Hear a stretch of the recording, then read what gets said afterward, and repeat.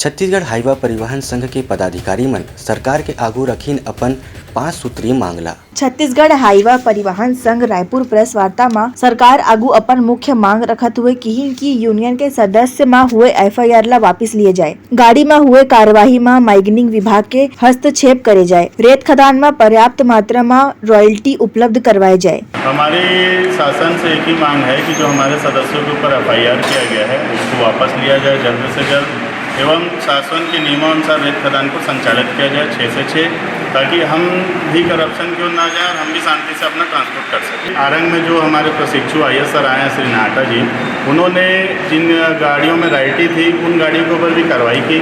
जब हम लोगों ने उनसे बात करने की कोशिश की तो मिलने से सीधा मना कर दिए, बोले कि आप 5 बजे आइए। हम लोग जाके फिर 5 बजे जब उनके पास पहुँचे कि सर आपने राइटी गाड़ियों की भी कार्रवाई की है, आप कम से कम अपनी कार्रवाई को वापस लीजिए, इन गाड़ियों को मुक्त करिए।